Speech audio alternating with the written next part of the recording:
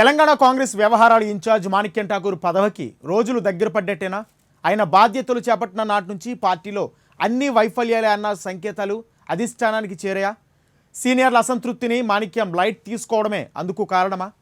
Tea Congress నేతల సమావేశంలో పలు అంశాలపై మాణిక్యంతో రాహుల్ డిస్టెన్స్ మెయింటైన్ చేశారా? ఆ క్రమంలోనే ఏఐసీసీ కొత్త కమిటీల తర్వాత తెలంగాణ ఇన్ఛార్జ్ పదవి ఊడిపోతున్నట్లుగా సంకేతాలు ఇచ్చారా? దీనికి సంబంధించి మాణిక్యం ఠాకూర్ మధ్యలో ఏముంది?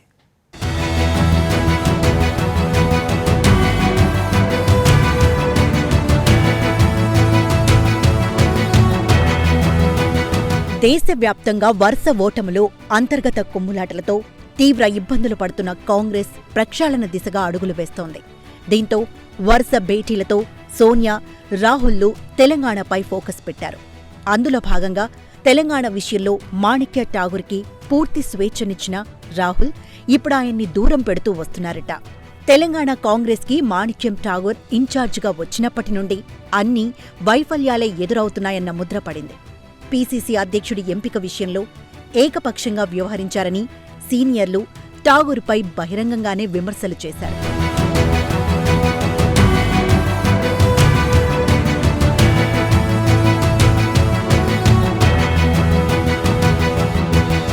మాణిక్యం ఠాకూర్ వచ్చిన కొత్తలో పార్టీ కార్యక్రమాల్లో చురుకుగా పాల్గొన్నారు. ఆయన వచ్చారంటే అప్పటి పీసీసీ నేతలు సైతం వణికిపోయేవారు. వారంలో 3 రోజులు ఇక్కడే ఉంటూ పార్టీని ఉరకలెత్తించాలని చూశారు. దుబ్బాక ఉప ఎన్నిక సందర్భంగా నేతలందర్నీ అక్కడే మోహరించి గ్రామానికో లీడర్కో బాధ్యతలు అప్పగించారు. అయినా అక్కడ పార్టీ 3వ స్థానానికి పరిమితమైంది. దీంతో తెలంగాణకు క్రమక్రమంగా ఠాకూర్ దూరంగా ఉంటూ వస్తున్నారు. ఆ తర్వాత వచ్చిన నాగార్జునసాగర్ ఉప ఎన్నిక, జీహెచ్ఎంసీ ఎన్నికల్లో పార్టీ నామ్కే వాస్తేగా మిగిలిపోవడంతో మాణిక్యం ఠాకూర్పై పార్టీలో తీవ్ర అసంతృప్తి మొదలైంది.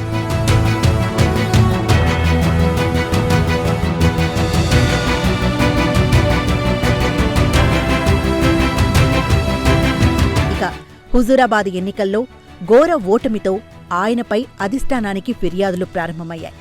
ఆయనను సీనియర్లు సైతం బాహటంగానే విమర్శించడం మొదలుపెట్టారు. మరోవైపు పీసీసీపై, ముఖ్యంగా రేవంత్ రెడ్డిపై గత కొద్ది రోజులుగా సీనియర్లు తీవ్ర అసంతృప్తి వ్యక్తం చేస్తున్నారు. ఈ వివాదం ముదరడంతో ఏకంగా అధిష్టానమే రంగంలోకి దిగాల్సిన పరిస్థితి వచ్చింది. దీనికంతటికీ కారణం ఠాకూర్ పనితీరే అని ఏఐసీసీ భావిస్తోందట. రాష్ట్రంలో పార్టీలో నెలకొన్న వివాదాలు, నేతల పనితీరు, వరుస ఓటములకు గల కారణాలు, ఇలా పలు అంశాలను స్టడీ చేసిన హైకమాండ్ మాణిక్యం ఠాకూర్ ఫెయిల్ అయినట్లు భావిస్తోందట.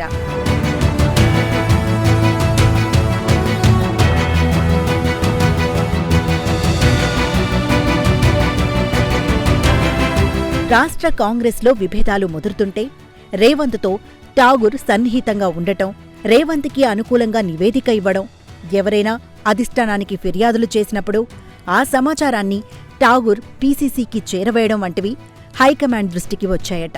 దీంతో సీనియర్లు ముందు రేవంత్ కంటే ఇన్ఛార్జ్ ఠాకూర్పై రగిలిపోతున్నారట. ఈ విషయంపై ఇప్పటికే ఫిర్యాదులు అందటంతో మాణిక్యం ఠాకూర్ని రాహుల్ గాంధీ దూరం పెట్టడం ప్రారంభించారట. ఇటీవలే 2 సార్లు తెలంగాణ నేతలతో సమావేశం నిర్వహించిన రాహుల్ గాంధీ ఎలాంటి విషయాల్లోనూ మాణిక్యం ఠాకూర్ని ప్రత్యక్షంగా ఇన్వాల్వ్ కానీయలేదని తెలుస్తోంది.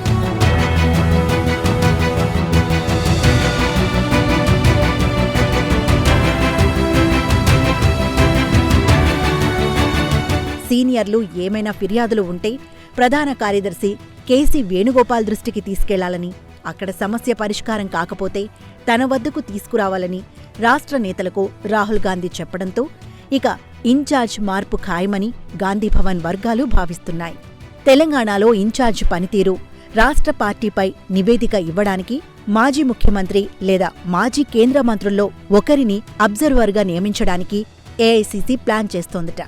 ఇప్పటికే కొన్ని రాష్ట్రాల్లో ఇలాంటి విధానం అమలులో ఉందని, ఆ క్రమంలో తెలంగాణకు కూడా అధిష్టానం అబ్జర్వర్ని నియమించాలని ఆలోచిస్తుందట.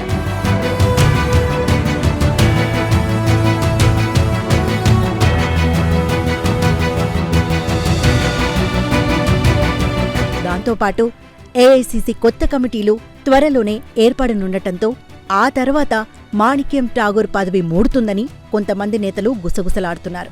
ఆ దిశగా ఇప్పటికే సంకేతాలు ఇవ్వడంతో ఠాగూర్ కూడా అందుకు మానసికంగా సిద్ధమై గత కొంతకాలంగా పార్టీ కార్యక్రమాల్లో అంత యాక్టివ్గా ఉండటం లేదట.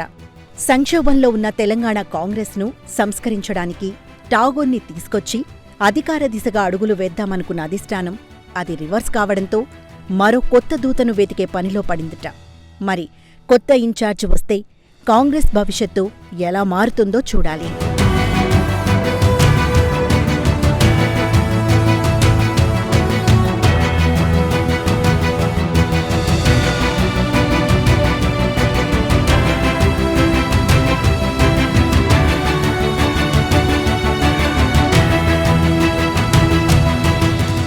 ఆ పార్టీలో అధినేత కాళ్ళు గడ్డాలు పట్టుకుని టికెట్ దక్కించుకున్నాడు. పార్టీ బాస్ ఆదేశాల మేరకు క్యాడర్ కూడా పూర్తిగా సహకరించడంతో ఎమ్మెల్యే అయ్యాడు. గెలవగానే ఏ పురుగు తొలిచిందో కానీ సడన్ ప్లేట్ ఫిరాయించేశాడు. అభ్యర్థి పార్టీ అధ్యక్షుడు అతనికి సడన్గా దేవుడైపోయాడు. టెక్నికల్ రీజన్స్తో స్వయంగా పార్టీ మారలేకపోయినా సదరు ఎమ్మెల్యే కొడుక్కి కండువా కప్పించి పవర్లో ఉన్న పార్టీకి మద్దతుదారుడుగా వ్యవహరిస్తున్నాడు. అలా కానిచ్చేసిన అతనికి ఇప్పుడు ఫ్యూచర్పై బెంగ పట్టుకుందంట. తనకు ఏ పార్టీ దిక్కవుతుందో అని తెగ లెక్కలు వేసుకుంటున్నాడంట. ఎందుకు ఆ సారెవరో ఆయన ఇప్పటి నుంచి అంత మదన పడిపోవడానికి కారణం ఏంటో ఇవాల్టి తెరచాటు రాజకీయంలో చూద్దాం.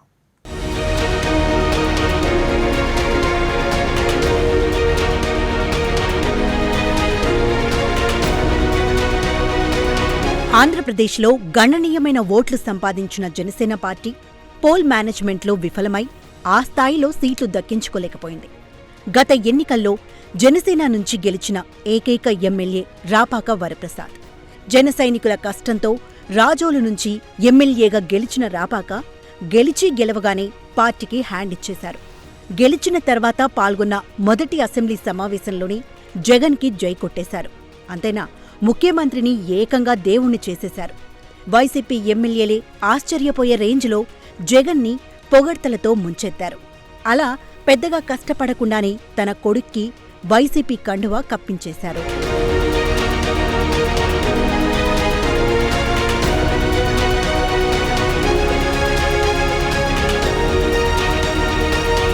జనసేన ఎమ్మెల్యేగా ఉంటూ సాంకేతిక కారణాలు అడ్డంపడి అనర్హత వేటుకి భయపడి తాను స్వయంగా వైసీపీ కండువా కప్పుకోవడానికి వెనుకాడారు రాపాక. అందుకే వారసుణ్ణి అధికారికంగా వైసీపీలో చేర్పించారు. ప్రస్తుతానికైతే రాజోలు వైసీపీలో నియోజకవర్గంలో రాపాక రాజ్యమే నడుస్తోంది. అక్కడి వైసీపీ నేతలను పక్కన పెట్టేసి అన్నీ తానే చక్కపెట్టేస్తున్నారంట ఈ ఎమ్మెల్యే. వచ్చే ఎన్నికల్లో వైసీపీ నుంచి పోటీ చేయబోయేది తమ ఫ్యామిలీని అని ప్రచారం కూడా చేసుకుంటున్నారట. రాపాక వైఖరితో రాజోలు జనసైనికులు రగిలిపోతున్నారు.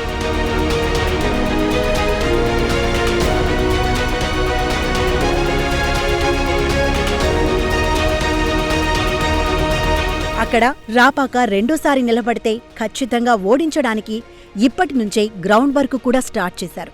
అదే సమయంలో స్థానికంగా వైసీపీ గ్రూపులు కూడా రాపాకకు పూర్తి స్థాయిలో మద్దతిచ్చే పరిస్థితి కనబడటం లేదు.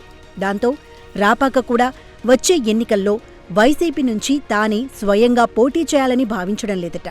తనకు సీటు ఇవ్వకపోయినా కనీసం వైసీపీ నుంచి తన కొడుకుకైనా సీటు తెచ్చుకునేందుకు రాపాక పావులు కదుపుతున్నారట.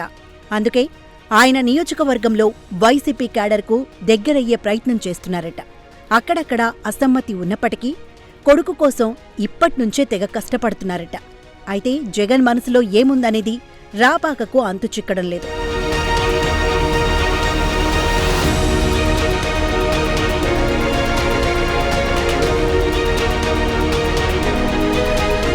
ఇప్పటికే సర్వేల మీద సర్వేలు చేయించుకుంటూ నెక్స్ట్ ఎలక్షన్స్లో క్యాండిడేట్లకు సంబంధించి చేతిలో లిస్టు పెట్టుకున్న జగన్ రాజోలుపై ఎలాంటి నిర్ణయం తీసుకుంటారనే టెన్షన్ రాపాకలో కనిపిస్తోంది. టీడీపీ నుంచి వైసీపీ వైపు వచ్చిన 4 ఎమ్మెల్యేలలో ఎవరు నెక్స్ట్ వైసీపీ నుంచి తాము అదే నియోజకవర్గం నుంచి పోటీ చేస్తామని చెప్పుకోవడం లేదు. తమ భవిష్యత్తేంటో జగన్ నిర్ణయానికే వదిలేస్తున్నామంటున్నా గ్రౌండ్ వర్క్ మాత్రం చేసుకుంటున్నారు.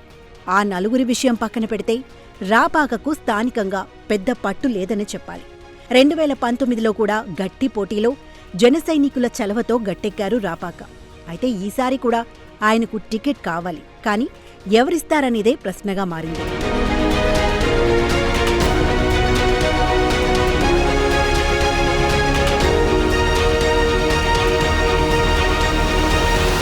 జగన్ సింపతి చూపిస్తే ఆయన టికెట్ ఆశలు ఫలించే అవకాశం ఉంది. అదే జరిగితే ఫ్యాన్ గాలిలో నెక్కుకు రావచ్చని కలలు కంటున్నారు రాపాక. కాని జగన్ టికెట్ ఇవ్వకపోతే పరిస్థితి ఏంటి అన్న ఆలోచన రాపాకకు కంటిమీద కునుకు లేకుండా చేస్తోందట. వైసీపీ రెబల్గా ఆయన పోటీ చేసే పరిస్థితి లేదు.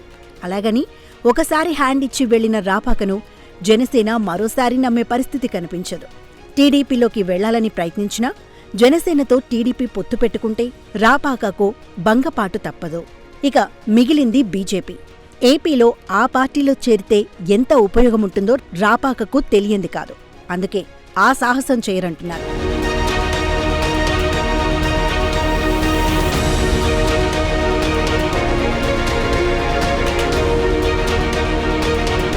రాజోలు నుంచి రాపాకకు కాని ఆయన కొడుక్కి కాని జగన్ టికెట్ ఇవ్వకపోతే ఇక ఆయన రాజకీయ భవిష్యత్తు ముగిసిపోయినట్లే అన్న అభిప్రాయం వ్యక్తమవుతోంది. అందుకే ఇప్పటినుంచే రాపాక వరప్రసాద్ తెగ టెన్షన్ పడిపోతున్నారట. చేసుకున్నోడికి చేసుకున్నంత అంటే ఇదేనేమో.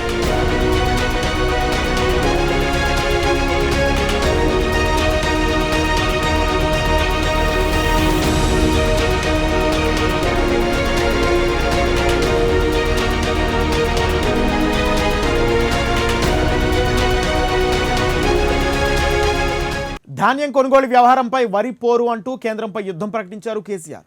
అందులో భాగంగా ఢిల్లీలోనూ ఆందోళనలకు సిద్ధమయ్యారు. రైతు పక్షపాతినే అనిపించుకోవడానికి ఆయన యాక్షన్ ప్లాన్ రెడీ చేసుకున్నారు. అయితే కేంద్రంపై కేసీఆర్ కోపానికి వరి వివాదం కంటే వ్యక్తిగత రాజకీయ కారణాలే కారణమని బీజేపీ భావిస్తుందా? దాన్నే హైలైట్ చేయడానికి స్కెచ్ గీస్తుందా? అసలు తెలంగాణకు సంబంధించి ఢిల్లీలో గవర్నర్ తమిళిసై ఆగ్రహం వ్యక్తం చేయడం దేనికి సంకేతం? పాడి కౌశిక్ రెడ్డి ఎమ్మెల్సీ వివాదాన్ని గవర్నర్ తమిళిసై ఢిల్లీలో ప్రస్తావించడానికి కారణాలేంటి?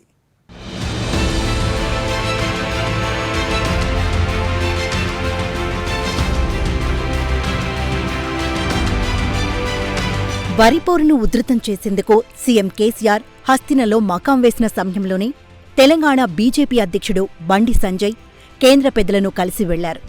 తెలంగాణ గవర్నర్ తమిళిసై సౌందరరాజన్ని ఢిల్లీ పెద్దలు పిలిపించుకుని మరీ మంతనాలు సాగించారు. రాష్ట్రంలో రాజ్భవన్ వర్సెస్ ప్రగతిభవన్ విభేదాలు పెరుగుతున్న తరుణంలో తమిళిసై ఢిల్లీ పర్యటనకు ప్రాధాన్యం ఏర్పడింది. ఊహించినట్లుగానే కేంద్రం పెద్దలను కలిసిన తర్వాత గవర్నర్ స్వరం కాస్త మారింది. కేంద్ర హోంమంత్రి అమిత్ షా పిలుపు మేరకు ఢిల్లీ వెళ్లిన తెలంగాణ గవర్నర్ ముందుగా ప్రధాని నరేంద్ర మోడీని కలిశారు. షెడ్యూల్ ప్రకారం ఆమె తొలుత అమిత్ షాను కలిసి ఆ తర్వాత మోదీని కలుస్తారని భావించినా ముందుగానే మోదీని కలవడం గమనార్హం.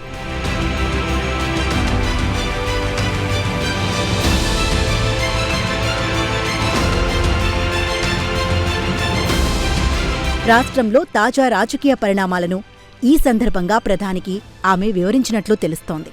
తనకు ఎదురవుతున్న వరుస అవమానాలు, ప్రోటోకాల్ వివాదాలపై ప్రధాని వద్ద ప్రస్తావించినట్లు తెలుస్తోంది. ప్రధాని మోదీతో భేటీ తర్వాత గవర్నర్ తమిళిసై మీడియాతో మాట్లాడుతూ సంచలన వ్యాఖ్యలు చేశారు. రాజ్భవన్తో ప్రగతిభవన్కు అసలు తగాదా ఎక్కడా, ఎలా మొదలైందనే అంశాన్ని వివరించే ప్రయత్నం చేశారు గవర్నర్. హుజూరాబాద్ అసెంబ్లీ ఉప ఎన్నిక సందర్భంలో పాడి కౌశిక్ రెడ్డిని గవర్నర్ కోటాలో ఎమ్మెల్సీగా సీఎం కేసీఆర్ నామినేట్ చేయాలని ప్రతిపాదించారు. అయితే ఆ ప్రతిపాదనను గవర్నర్ తిరస్కరించారు. దానిపై గవర్నర్ ఢిల్లీలో మాట్లాడుతూ గవర్నర్ కోటా ఎమ్మెల్సీ నియామకంలో వివాదమేమీ లేదన్నారు.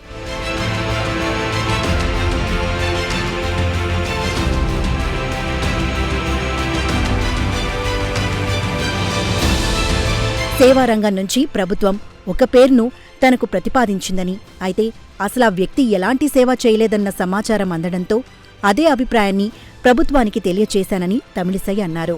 అలాగే తెలంగాణ ప్రభుత్వం రాజ్యాంగాన్ని, రాజ్యాంగ వ్యవస్థలను గౌరవించాలని గవర్నర్ తమిళిసై అన్నారు. ప్రోటోకాల్ పాటించాల్సిన బాధ్యత అధికారులపై ఉందన్నారు. ప్రభుత్వ ప్రధాన కార్యదర్శికి ప్రోటోకాల్ తెలియదా అని గవర్నర్ ప్రశ్నించారు. వ్యక్తిని కాకుండా వ్యవస్థను పరిగణనలోకి తీసుకోవాలని హితవు పలికారు. మంత్రులు, అధికారులను రాజ్భవన్ వెళ్లనీయకుండా ప్రగతిభవన్ కట్టడి చేస్తోందనే ఆరోపణలను పరోక్షంగా ప్రస్తావిస్తూ రాజ్భవన్కు సీఎం, మంత్రులు ఎప్పుడైనా రావచ్చని, ఎవరైనా సమస్యలను తన దృష్టికి తీసుకురావచ్చని, తనకెలాంటి ఈగోలు లేవని, తాను వివాదాస్పద వ్యక్తిని కాదని గవర్నర్ అన్నారు.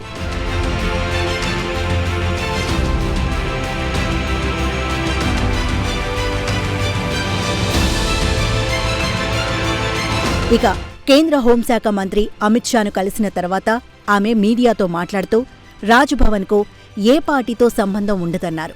ఉగాది వేడుకలకు ప్రజాప్రతినిధులందర్నీ ఆహ్వానించిన విషయాన్ని గుర్తుచేశారు. రాజ్భవన్ గవర్నర్ను కావాలనే అవమానిస్తున్నారని తమిళిసై ఆవేదన వ్యక్తం చేశారు. వ్యక్తిగతంగా తనను కాకపోయినా గవర్నర్ను గౌరవించాలని హితవు పలికారు. తాను ఎవర్నీ విమర్శించడం లేదని, రాజ్భవన్ గవర్నర్ విషయంలో జరుగుతున్నది మాత్రమే చెబుతున్నానన్నారు. ఏదేమైనా అమిత్ షాతో భేటీ తర్వాతే తమిళిసై స్వరంలో తీవ్రత పెరిగిందనే అభిప్రాయాలు వ్యక్తమవుతున్నాయి.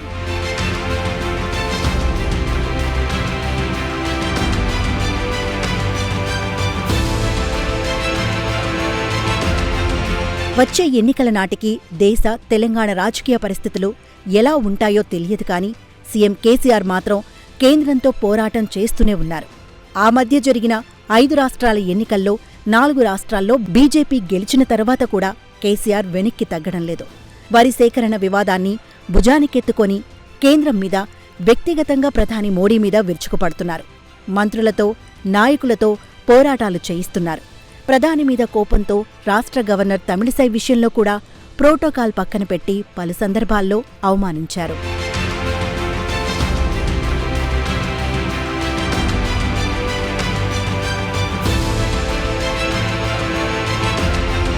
కేంద్రంపై టీఆర్ఎస్ పోరాటం అంటున్న టైంలో గులాబీ బాస్ ఢిల్లీలో ఉండగానే గవర్నర్ వచ్చి పెద్దలను కలవడం, మోదీ, అమిత్ షాలతో భేటీ తర్వాత మీడియాతో మాట్లాడుతూ టీ సర్కారుపై పరోక్ష విమర్శలు చేశారు.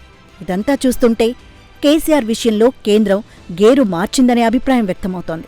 కేసీఆర్ రాజకీయ, వ్యక్తిగత ప్రయోజనాల కోసమే ఈ హడావిడి చేస్తున్నారని ప్రచారం చెయ్యడానికి బీజేపీ గ్రౌండ్ ప్రిపేర్ చేసుకుంటున్నట్లు కనిపిస్తోంది. మరి దీని పర్యవసనాలు ఎలా ఉంటాయో చూడాలి.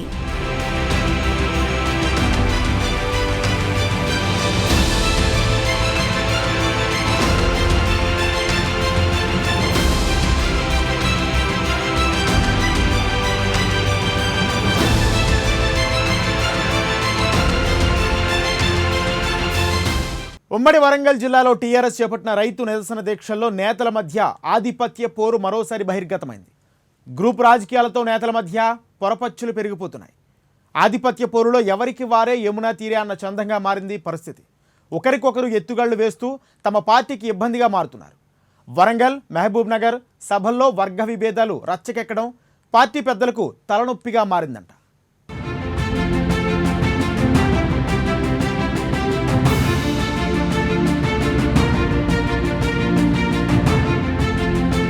తెలంగాణ ముఖ్యమంత్రి ధాన్యం కొనుగోళ్లకు సంబంధించి కేంద్రంపై యుద్ధం ప్రకటించి ఢిల్లీలో మకాం వేశారు. వరి యుద్ధాన్ని ఆయన అత్యంత ప్రతిష్టాత్మకంగా తీసుకున్నారు. రైతుల భాగస్వామ్యంతో ఉద్యమాన్ని తీవ్రతరం చేయాలని ప్రజాప్రతినిధులందరికీ ఆదేశాలు జారీ చేశారు. రాష్ట్ర వ్యాప్తంగా ఆ ఉద్యమ వేడి రగిల్చే పనిలో పడ్డాయి పార్టీ శ్రేణులు. ఆ క్రమంలో ఆయా జిల్లాల్లో రైతు నిరసన దీక్షలు మొదలయ్యాయి.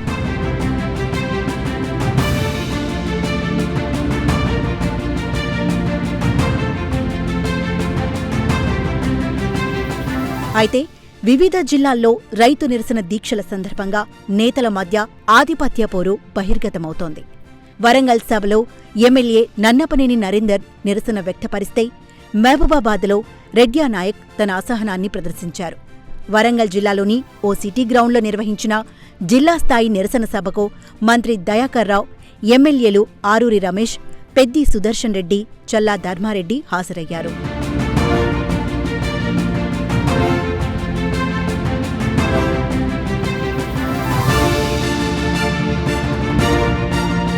వరంగల్ తూర్పు నియోజకవర్గంలో ఏర్పాటు చేసిన ఈ నిరసన సభకు ఎమ్మెల్యే నన్నపనేని నరేందర్ దూరంగా ఉండిపోయారు. మంత్రి దయాకర్ రావుతో ఉన్న విభేదాలతో ఎమ్మెల్యే నరేందర్ వేదిక మీదికి రాలేదట.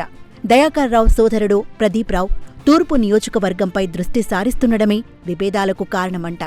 ఆ క్రమంలో ఎమ్మెల్యే అనుచర వర్గం సైతం మంత్రి మాట్లాడినంతసేపు దూరంగా ఉన్నారు. మంత్రి దయాకర్ రావు సభ నుండి వెళ్లిన కొద్దిసేపటికే నరేందర్ ఆయన అనుచర వర్గంతో అట్టహాసంగా సభకు చేరుకోవడం చర్చకు దారితీసింది.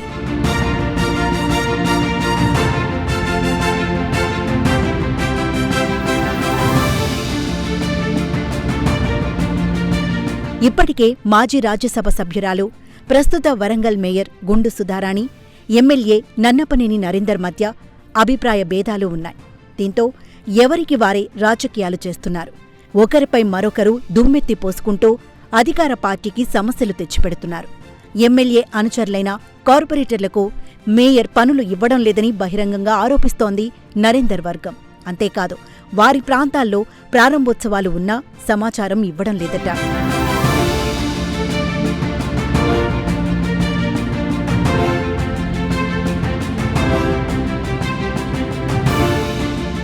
మరోవైపు మహబూబాబాద్లో ఆ జిల్లా టీఆర్ఎస్ అధ్యక్షురాలు ఎంపీ మాలోతు కవితకు ఎమ్మెల్యే శంకర్ నాయక్ మధ్య ఆధిపత్య పోరు నిరసన సభ వేదికపైనే బయటపడింది. జిల్లా కేంద్రంలో జరుగుతున్న రైతుల నిరసన సభకు అధ్యక్షత వహించడం కోసం ఎమ్మెల్యే శంకర్ నాయక్ కవిత చేతుల నుంచి మైక్ లాక్కున్నారు. తన నియోజకవర్గంలో జరుగుతున్న సభకు తానే అధ్యక్షత వహిస్తానని ఖరాఖండిగా తేల్చి చెప్పారు. ఈ సంఘటనతో అవాక్కయ్యారు కవిత.